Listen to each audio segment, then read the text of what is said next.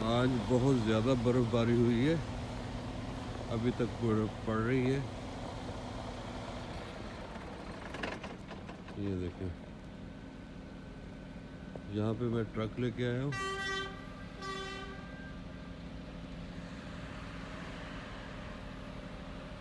ये ट्रक लेके आया हूँ मैं यहाँ पे।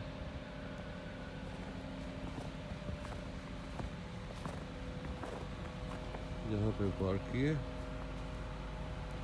और ये देखें ट्रक की हालत, सारी बर्फ़ ही बर्फ़ है इस पर।